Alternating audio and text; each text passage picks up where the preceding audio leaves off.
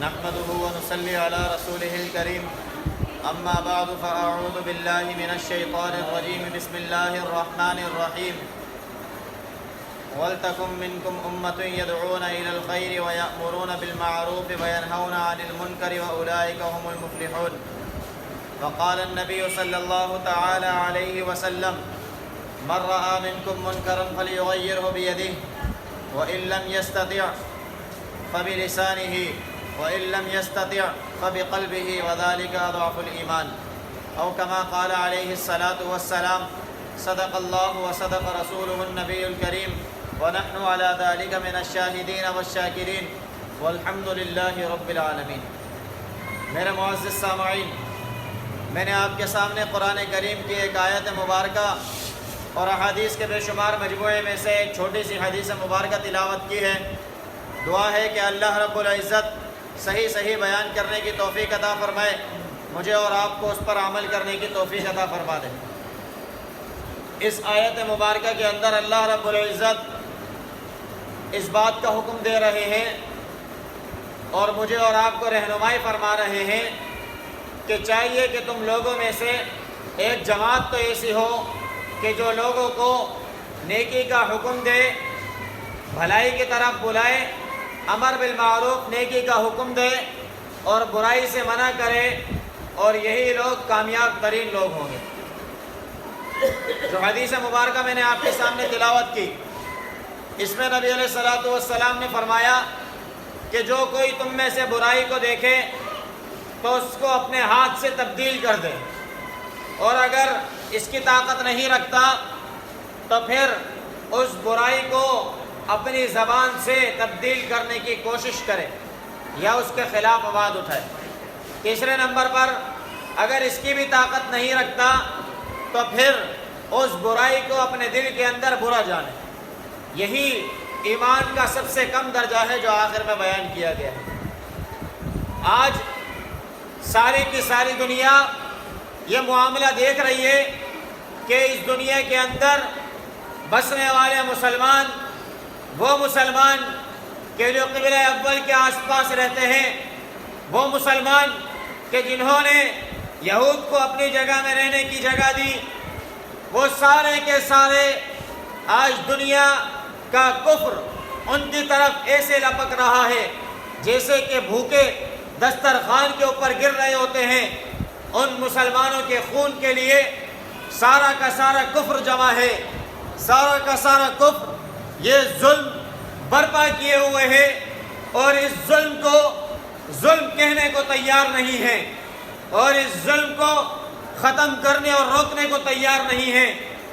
بلکہ مسلم ممالک کا بھی حال یہ ہے کہ اکثر و بیشتر اپنی زبان سے کچھ کہنے کو تیار نہیں ہے، ان کے خلاف آواز اٹھانے کو تیار نہیں ہے، اور جو اٹھا بھی رہے ہیں تو ان کا اٹھانا ایسا ہی ہے کہ جیسے ان کے الفاظ سے ظاہر ہو رہا ہے کہ وہ کیا چاہ رہے ہیں، کس کی معاونت کرنا چاہ رہے ہیں. میں اور آپ آج اس دور کے اندر سب کچھ اپنی آنکھوں سے سوشل میڈیا اور ٹی وی پر دیکھ سکتے ہیں. کوئی چیز میرے اور آپ سے غائب نہیں ہے. اللہ رب العزت کہہ رہے ہیں ایک جماعت تو کوئی ایسی تم میں ہونا کہ جو بھلائی کی طرف بلائے، امر بالمعروف نیکی کا حکم دے. بھائی نیکی یہ ہے، نیکی کرو. نیکی کیا ہوتی ہے؟ خیر کیا ہوتی ہے؟ اللہ کے نبی حضرت محمد مصطفیٰ صلی اللہ تعالیٰ علیہ وسلم اور تمام انبیاء جو اپنے اپنے زمانے میں آئے، جس کام کو ترویج دینے کے لیے انہوں نے جد و جہد کی، ساری زندگی اللہ کے دین کو پھیلانے میں لگا دی، اچھائی کو پھیلانے میں لگا دی. یہی خیر ہے، یہی معروف ہے. برائی وہ ہے کہ جس کو اللہ کے نبی نے منع کیا، تمام انبیاء نے منع کیا کہ غلط کام ہے، قرآن اور سنت کے خلاف ہے، غلط کام ہے. ظلم کرنا غلط کام ہے. اگر کوئی کسی نبی کا ماننے والا آج اس دور میں بھی ہے، یہود اپنی نسبت کرتے ہیں کہ ہم اللہ کے ماننے والے ہیں، ہم فلاں نبی کو ماننے والے ہیں، تو فلاں نبی نے تو ظلم نہیں کیا. اس نبی نے نہ ظلم کی دعوت دی، نہ کبھی کسی کے اوپر ظلم کیا. تو تم کس نبی کے ماننے والے ہو؟ تم کس کے دعوے دار ہو؟ تم اس دعوے میں بھی جھوٹے ہو جس نبی کے تم نام لے رہے ہیں، کیونکہ زمین کے اندر اللہ کا یہ حکم ہے کہ امر بالمعروف اور نہی عن المنکر کرنے والی ایک جماعت لازم ہے کہ ہونا چاہیے، کیونکہ زمین کے اندر اصلاح اور زمین کے اندر بگاڑ، اصلاح کرنے کے لیے بھی لوگ ہوتے ہیں، بگاڑ کو صحیح کرنے کے لیے بھی لوگ ہوتے ہیں۔ ایک جماعت ہم میں سے کوئی ایسی نہیں ہے کہ جو نیکی کا بھی کام کرتی ہو، جو برائی سے بھی روکتی ہو۔ مجھے اور آپ کو اپنے گریبان میں دیکھنا چاہیے۔ اسلام کے ساتھ اس لیے کھڑے نہیں ہوتے کہ لوگ لعن طعن کرتے ہیں، لوگ کہتے ہیں کس کام میں لگ گئے۔ تو انبیاء کو نہیں کہا گیا، انبیاء کو تکلیفیں نہیں دی گئی، انبیاء کے اوپر کیا مصائب نہیں آئے تھے؟ ایوب علیہ السلام کے اوپر بیماری نہیں آئی 18 سال کا عرصہ، یونس علیہ السلام نے مچھلی کے پیٹ میں وقت نہیں گزارا، ابراہیم علیہ السلام کو نمرود نے آگ میں نہیں ڈالا، اور جتنے نبیوں کا نام لیتے چلے جائیں۔ نوح علیہ السلام 950 سال تبلیغ کی، ایمان لانے والے 18 سے 80 لوگ تھے۔ کیا یہ ان کے لیے امتحان نہیں تھا؟ کس کے اوپر مصائب نہیں آئے؟ نبی علیہ السلام جو رحمت للعالمین بنا کر بھیجے گئے، ان کے اوپر تکلیفیں نہیں آئیں۔ طائف کے میدان کے اوپر پتھر برسائے گئے، نبی علیہ السلام نماز کی حالت میں ہیں، اونٹ کی اوجڑی نبی علیہ السلام پر ڈال دی جاتی۔ کئی چیزیں میں نے اور آپ نے سن رکھی ہیں۔ کیا مصائب میرے اور آپ کے نبی پیارے محمد مصطفیٰ صلی اللہ علیہ وسلم نے نہیں دیکھے؟ میں اور آپ کیوں اسلام کے ساتھ نہیں کھڑے ہوتے؟ میں اور آپ کیوں بھلائی کے ساتھ نہیں کھڑے ہوتے؟ میں اور آپ کیوں اچھائی کے ساتھ نہیں کھڑے ہوتے؟ مصائب کو دیکھ کر ہم دور ہو جاتے ہیں۔ نہیں عن المنکر کرنا جو میرے اور آپ کے نبی کا کام تھا، یہ تکلیفیں جو دی جاتی تھی انبیاء اکرام کو دی گئی، میرے اور آپ کے نبی کو دی گئی، اس لیے کہ وہ برائی سے منع کرتے تھے کہ سود خوری نہ کرو، برائی کا ارتکاب نہ کرو، فحاشی عریانی نہ کرو، لوگوں کے اوپر ظلم نہ کرو۔ اس کی وجہ سے ظلم کیے جاتے تھے، اس کی وجہ سے تکلیفیں دی جاتی تھیں۔ یہ نہی عن المنکر کرنا میرے اور آپ کے اوپر، ہر فرد کے اوپر لازم ہے کہ امر بالمعروف بھی کریں، نیکی کی طرف بھی بلائیں، برائی کو بھی روکیں، ہر بندے کی استطاعت کے مطابق، جس بندے میں جتنی طاقت ہے اتنی کوشش کریں۔ حاکم وقت ہے تو وہ پوری ذمہ داری کے ساتھ، فوج اس کے ماتحت ہے، لوگ اس کے ماتحت ہیں، پورا کنٹرول اس کے ماتحت ہے، وہ اپنی طاقت کے مطابق نہیں عن المنکر کرنے کے لیے کھڑا ہو جائے۔ اگر حاکم وقت اپنے آپ کی ذمہ داری یہ سمجھے کہ میرے ذمہ ہے یہ کہ میں چیزیں ان تک پہنچا دوں، تو چیزیں ذمہ پہنچانا اس کی ذمہ داری نہیں ہے۔ اس کی ذمہ داری یہ ہے کہ جو برائی کو مٹانے کا پہلا درجہ ہے وہ حاکم وقت پر لازم ہے، برائی ہوتے ہوئے دیکھے ہاتھ سے روک کے اس کو صحیح کر دے۔ یہ عام بندوں پر لازم نہیں ہے، یہ لازم اس حاکم وقت کے اوپر ہے کہ جس کے ماتحت پورا کا پورا کنٹرول ہو، پوری کی پوری فوج ہو، اور وہ کہے کہ میں اس کام کو غلط کہتا ہوں، میں صرف مذمت کر دیتا ہوں۔ مذمت کر دینے سے وہ اپنے منصب سے بری الذمہ نہیں ہوتا، بلکہ اس کے ذمہ لازم ہے کہ اس برائی کو جڑ سے ختم کر کے پھینکے۔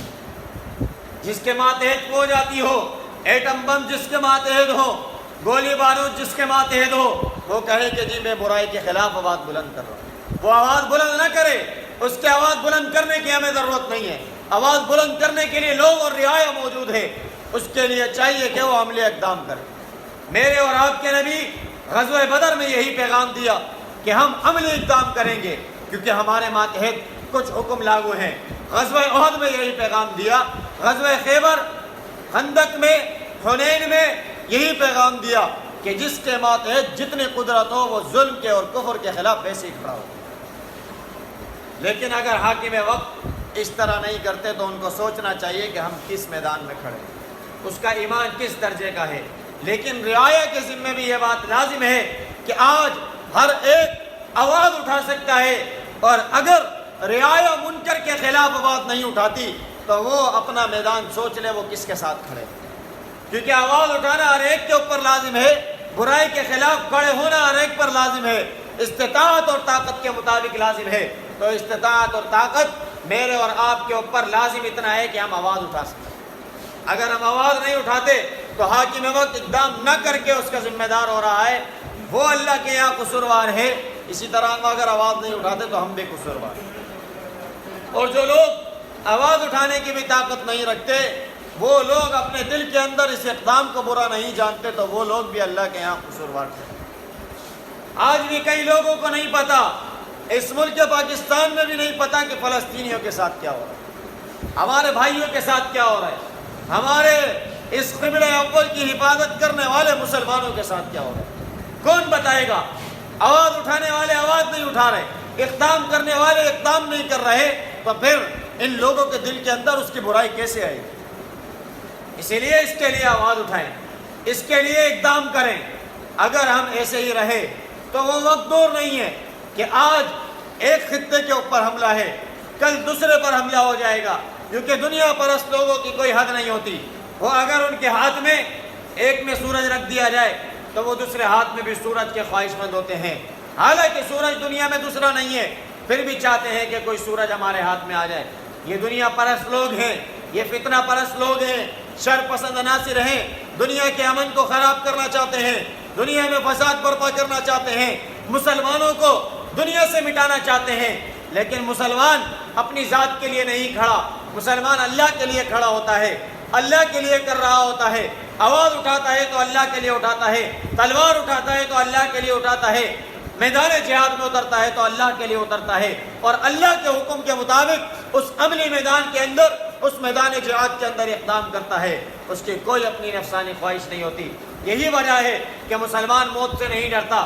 موت آئے گی تو اللہ سے ملاقات ہوگی، موت آئے گی تو شہادت کے قریب ہو جائیں گے، لیکن کفر چونکہ ان کی اپنی نفسانی خواہش شامل ہوتی ہے، اس لیے موت سے بھاگتے ہیں، موت کا سامنا نہیں کر سکتے۔ موت کے بعد ان کے لیے کچھ نہیں ہے۔ میرے اور آپ کے لیے یہ دنیا سب کچھ نہیں ہے، میرے اور آپ کے لیے یہ دنیا کوئی انتہا نہیں ہے۔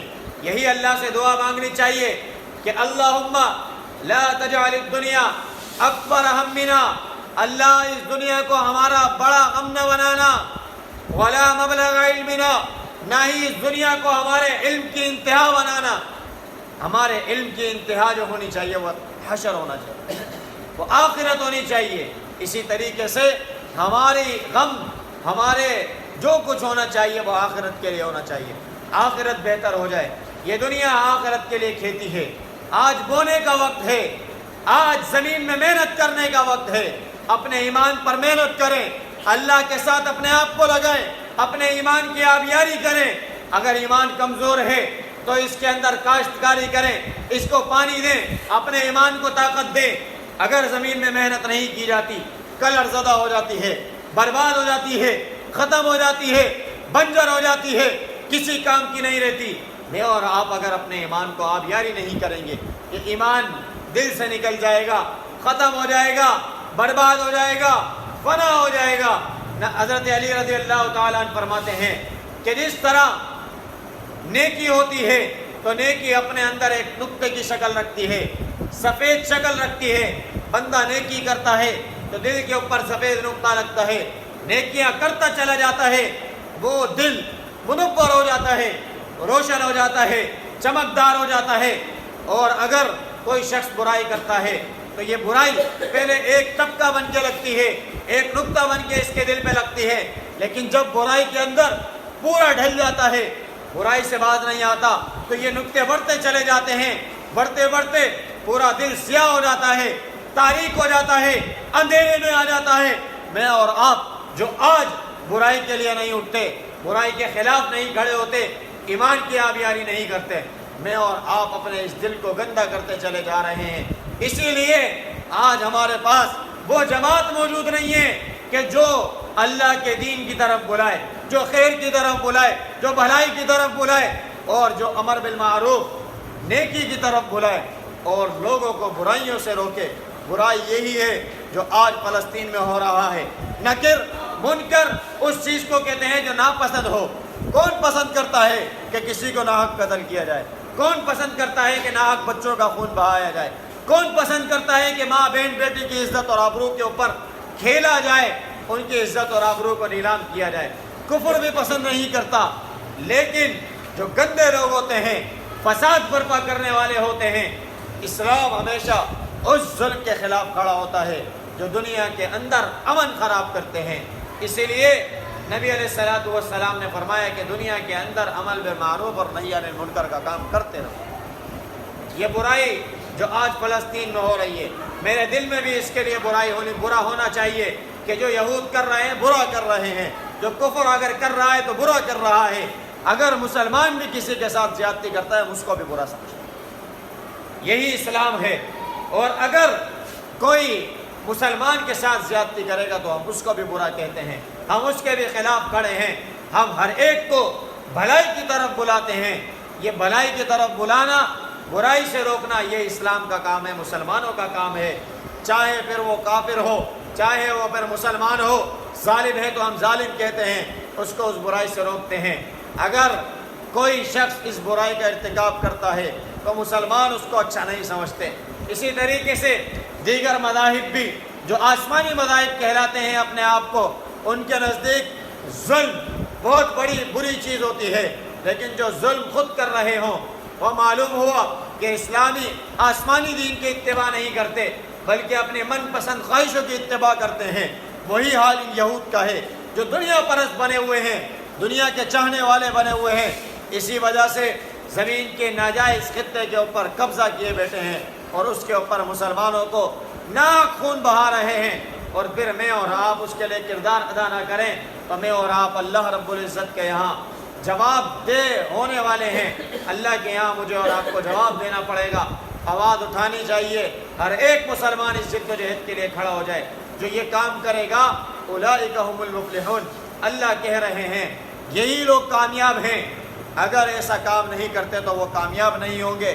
میں اور آپ کامیابی کے لیے صبح سے لے کر رات تک لگے رہتے ہیں کہ کامیابی کامیابی کامیابی میرا مقدر میں آ جائے، لیکن کیا خواری کا عالم ہوگا کہ جب پوری زندگی اس کامیابی کے پیچھے دوڑتے دوڑتے دوڑتے گزار دی اور کامیابی کو میں نے اور آپ نے خود ہی چھوڑ دیا، میں نے اور آپ نے خود ہی کامیابی کو پیچھے چھوڑ دیا، پھر کامیابی نہیں آئے گی بلکہ ناکامی آئے گی۔ اللہ فرماتے ہیں خیر کی طرف بلاؤ، نیکی کی طرف بلاؤ، برائی سے روک دو تو کامیاب ہو جاؤ گے، یہ کام نہیں کرو گے تو پھر ناکام ہو جاؤ گے۔ دعا ہے کہ اللہ رب العزت خود مجھے بھی ان باتوں پر عمل کرنے کی توفیق عطا فرمائے، آپ تمام میں سے ہر ایک کو عمل کرنے کی توفیق عطا فرما دے۔ آخر دعوانا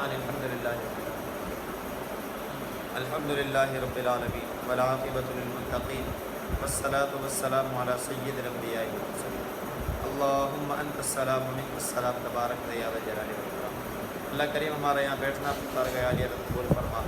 اللہ کریم قرآن اور احادیث کا سننا سنانا اپنی بارگاہ عالیہ میں قبول فرما۔ اللہ کریم قبلہ اول بیت المقدس کی حفاظت فرما۔